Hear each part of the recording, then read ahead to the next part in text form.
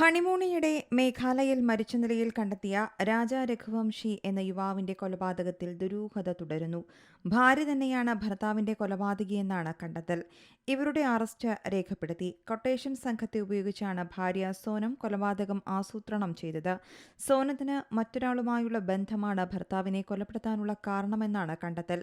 രാജ് കുശ്വാഹ എന്ന യുവാവുമായുള്ള ബന്ധം തുടരുന്നതിനായി ഭർത്താവിനെ കൊലപ്പെടുത്താൻ സോനം പദ്ധതിയിട്ടു. ഭർത്താവിനെ കൊല്ലാൻ വാടക കൊലയാളികളെ നിയോഗിക്കാൻ സോനം രഘുവംശിയെ പ്രേരിപ്പിച്ചതും ഇക്കാരണമെന്നാണ് പോലീസ് പറയുന്നത്.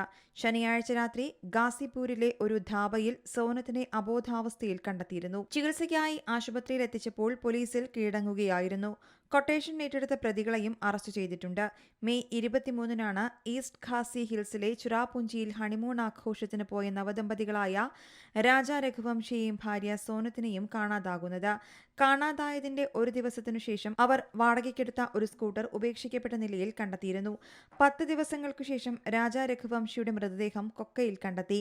സോനത്തിന് മറ്റൊരാളുമായുള്ള ബന്ധമാണ് യുവാവിനെ കൊലപ്പെടുത്താനുള്ള കാരണമെന്നാണ് കണ്ടെത്തൽ. രാജ് കുശ്വാഹ എന്ന യുവാവുമായുള്ള ബന്ധം തുടരുന്നതിനായി ഭർത്താവിനെ കൊലപ്പെടുത്താൻ സോനം പദ്ധതിയിട്ടിരുന്നുവെന്നാണ് പോലീസ് പറയുന്നത്. കൊലപ്പെടുത്താൻ ഉപയോഗിച്ചുവെന്ന് സംശയിക്കുന്ന വടിവാളും കണ്ടെടുത്തു. മൃതദേഹം ജൂൺ 2-നാണ് കണ്ടെത്തിയത്. രാജന്റെ മോതിരവും മാലയും അടങ്ങിയ സ്വർണ്ണാഭരണങ്ങൾ നഷ്ടപ്പെട്ടിരുന്നു. അതിനാൽ കവർച്ച ലക്ഷ്യമാക്കിയാണോ കൊലപാതകം നടന്നതെന്ന സംശയവും ഉണ്ടായിരുന്നു. മൃതദേഹത്തിന് സമീപം തകർന്ന നിലയിൽ മൊബൈൽ ഫോണും കണ്ടെത്തി. ഗുവാഹത്തിയിലെ കാമാഖ്യ ക്ഷേത്രം സന്ദർശിക്കാനാണ് ദമ്പതികൾ ആദ്യം പദ്ധതിയിട്ടത്. എന്നാൽ യാത്രാ പ്ലാനിൽ പെട്ടെന്ന് മാറ്റം വരുത്തി മേഘാലയയിലേക്ക് പോവുകയായിരുന്നു. മെയ് 11-നായിരുന്നു രാജ രഘുവംശിയുടെയും സോനത്തിന്റെയും വിവാഹം.